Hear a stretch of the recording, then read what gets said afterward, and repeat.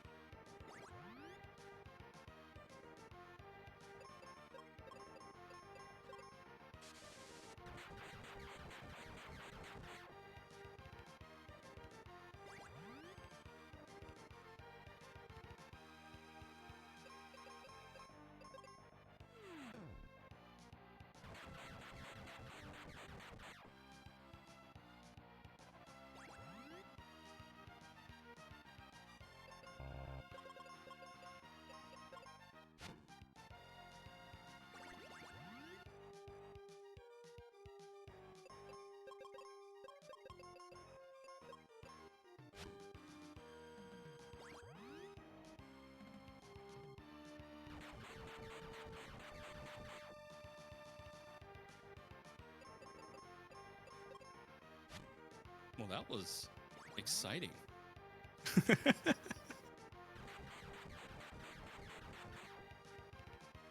So thanks everybody for joining us on this qualifier. My name is Hebinks. For those who might not know the sound of my voice, I have the pleasure of being our on-screen winner, but not the winner of the qualifier.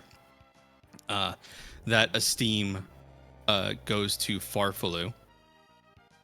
And that is time for This Dude Speaks. Coming in 6th place in our qualifier tonight. Let's see if I can get Dude in here.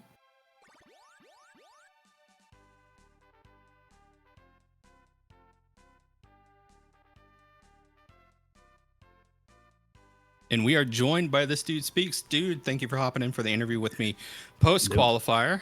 GG's. Thank you, GG's. We were chatting it up in the green room, just commiserating over the rough last two fights. It seemed pretty, like, chill. Like, I hardly took any levels until the very end there, but, like, it was pretty okay. The enemy formations were not so bad, and they were placed pretty generously to avoid. And then Zuh really gave me the business. And then King was like, hold my beer. I didn't see how you did on Zuh. How did he treat you? Zuh gave me a crappy second phase. He petrified me, had to wipe, but after that, it was pretty fair sale. Fair enough, yeah. And for those of us joining us from last couple of years for always, you are seeing SGL 2025 seeds in action. These are jet seeds. I've seen the times that people have been putting up in the practice seed times y'all have been putting up in the seed share room, and like we got times in the 30s. I saw someone almost get a 20 something at one point. Like, all that's required is shards, and then you're in go mode, buddy. Like, you can just, your own personal like limiter is how confident you feel at going low level King. And unfortunately, seeing Odoron take a wipe there at phase 4, you hate to see it. Yeah, this King, you got double sky attacked, right? I did. I got into phase 3 for the first time, got double sky attacked and wiped. I got lucky. Second time I got back up there, though, they only did one sky attack the entire time. Yeah, it's like, because it was right, like, you were in the middle of transition, and like, he came out of transition, sky attacked you, and then next turn came up and like sky attacked you before you can even do anything, right? Yeah, I was at 16, so he outsped me like nothing. Yeah, there's no technique that preps you for that. It's just RNG hitting you hard and fast, quite literally. But I mean, overall, since I've got you here in the booth with me, I have the very, very humble honor of being second place finisher tonight. How do you feel about these seeds this year? I haven't actually gotten to talk to you about them in particular. How do you feel about the seeds we've thrown together this year for the tournament? Honestly, I'm absolutely in love with them. I think the shard hunt makes it more fresh and a little bit more ability to change things up with not having to fight all the bosses to get the sky coin. True. And yeah, and the chaos spellbook kind of gives everybody agency to pick and choose the best partner for the job, with the location shuffle extended, making you have to hunt for them a little bit. You don't know exactly where every partner is, so adds a little variety.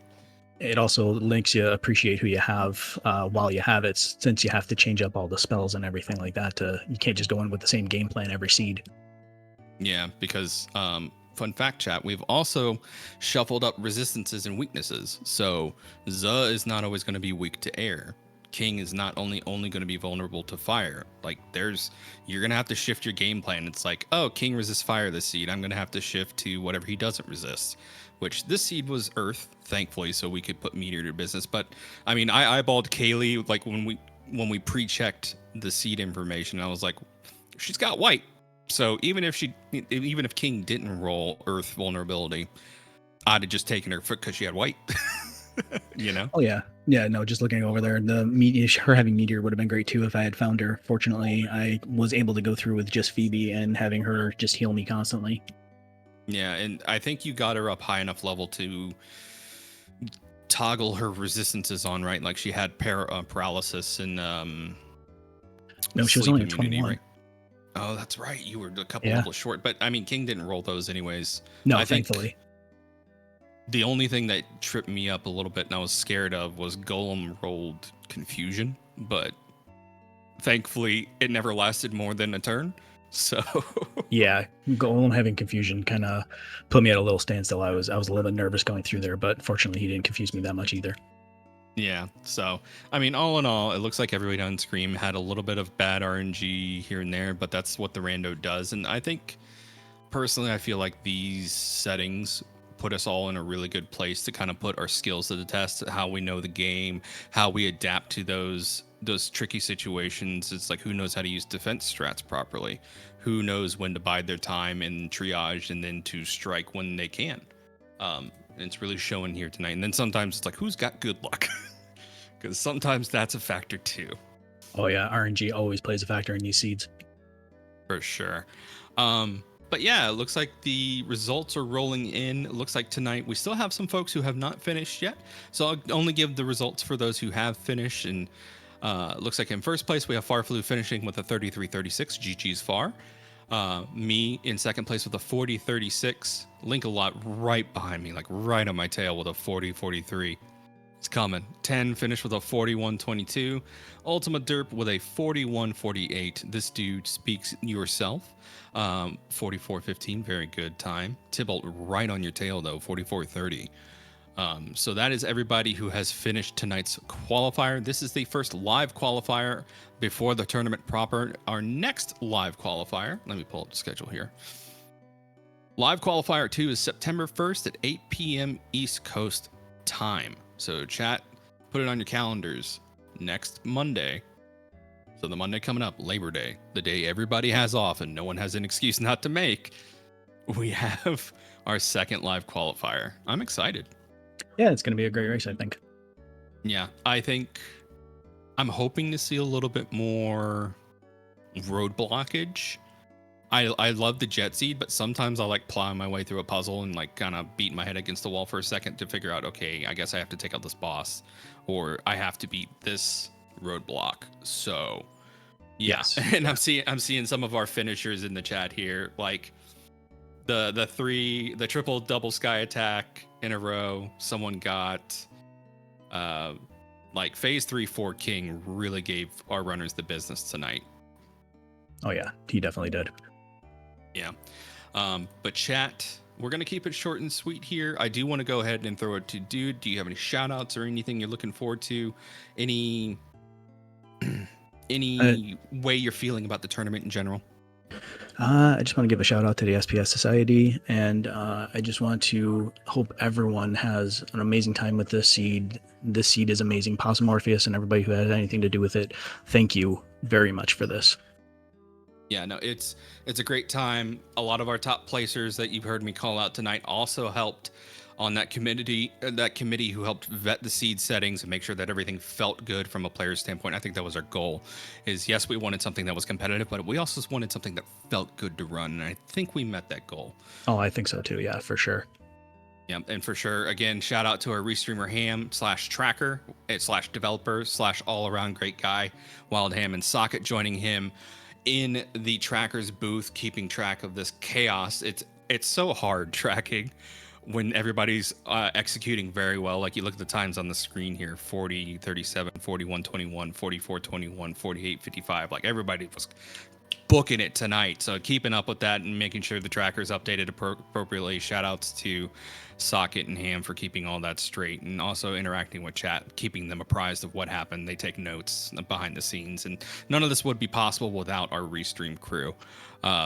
So I look forward to the next live one, async, the next async for anybody watching who's curious, who doesn't have the chart open. Our first asynchronous qualifier wraps up tomorrow at 11:59 p.m. East Coast time. So if you're not done your async yet and you're listening and you want to, you still have time. You have until tomorrow. Async number 2 starts August 30th and goes till September 2nd. So after Labor Day, that wraps up. And then our last live qualifier is September 1st. All of our runners do have to participate in at least 2 qualifiers to enter the tournament proper. But with that being said, I'm going to go ahead and wrap it up here. Thanks so much to everybody who showed up tonight for the qualifier. Thanks for pulling me in last minute to do some comms and do some promos. If you're interested in this, you know, follow the race and you're not a part of the community, I encourage you, please, please, please join the community at ffmprando.net. Click the sandwich button on the top left corner and click the link to our community Discord. There you can get all the information you need for what's going on, what's in development, what's down the pipe, or if you just want to shoot the breeze about the game and enjoy the rando in a casual pace, we've got that for you too.